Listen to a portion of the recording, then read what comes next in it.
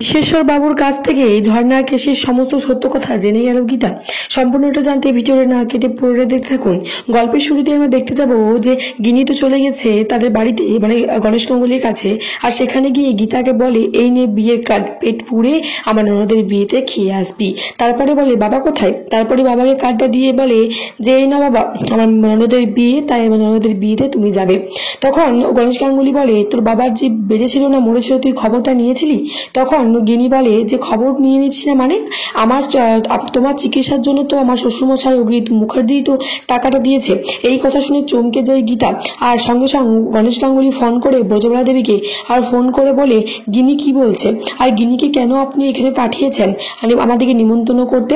তখন ব্রজবালা দেবী বলে, নিমন্ত্রণ তো করতে হতো, না ছাড়া তো এখানে ছোট বোন আর বৌমা মানে গীতা এখানে আসতে পারবে না। আর গীতা যদি না আসতে পারে তাহলে এই বিয়েটা বন্ধ করতে পারবে না, কারণ আপনাকে বাঁচাতে মেহেক কথা দিয়েছে তার বাবাকে যে কৃপানকে সে বিয়ে করবে। তাই তো 1 লক্ষ টাকা দিয়ে মেহেক আপনার চিকিৎসা করিয়েছে।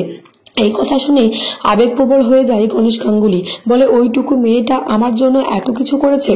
এদিকে গীতার সঙ্গে রাস্তায় দেখা হয় বিশ্বেশ্বর বাবুর সাথে। আর বিশ্বেশ্বর বাবু গীতাকে জিজ্ঞাসা করে, আপনি সেই অ্যাডভোকেট না যিনি একটা পদ্মের কেসটা নিয়ে লড়েছিলেন অগ্নি মুখার্জির সাথে? তখন গীতা বলে, হ্যাঁ, কিন্তু আপনি? তখন সমস্ত আলাপ পরিচয় কথাবার্তা হয় বিশ্বেশ্বর বাবুর সাথে গীতার। আর গীতা জানতে চায় যে ঝর্ণার কেসটার ব্যাপারে, মানে সঞ্জয়ের ব্যাপারে। কিন্তু সঞ্জয়ের ব্যাপারে কোনো কিছু বলতে চায় না বিশ্বেশ্বর বাবু। বলে যে, আমি এই বিষয়ে কোনো কিছু কথা বলতে পারবো না। তখন বড়বাবু এসে হাত জোর করে বিশ্বেশ্বর বাবুকে বলে যে, আপনি যদি মুখ খোলেন তাহলে কিন্তু আমরা অনেক রাস্তা খুঁজে পাই। তখন গীতা বলে যে, দয়া করে আপনাকে বলতে হবে, না হয় কিন্তু আমার শ্বশুরমশাই অভিজিৎ মুখার্জি এই কেসটায় ফেসে আছে, একমাত্র আপনি এই কেসে সুরাহা করতে পারেন। অন্যদিকে তো প্রলয় মুখার্জি গিনিকে মেহেককে বলতে থাকে, তুই এই বিয়েটা করিস না। তখন সেখানে রাকা বলে, তুমি কেন এরকম করছো? মেহেক তো বিয়ে করতে চাইছে, তাহলে তুমি কেন আপত্তি করছো?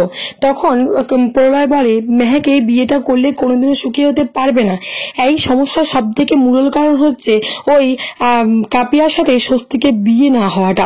তখনই বন্নি বলে যে, না, সেটা সমস্যা নয়, সমস্যা হচ্ছে পদ্মকে নিয়ে। তখনই কৃপান বাড়ির ভিতরে ঢুকে চলে আসে। আর প্রলয় মুখার্জি বলে, তুমি এখানে কেন এসেছো? তখন কৃপান বলে, আসতে তো আমাকে হবেই।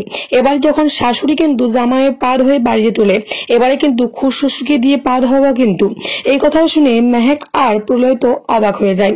ভজনের ফোন থেকে ফোন করে মেহেক, গীতা তো ফোনটা তুলে বলে, কি ভজন মিত্রী বলো। তখন মেহেক বলে, আমি বলছি।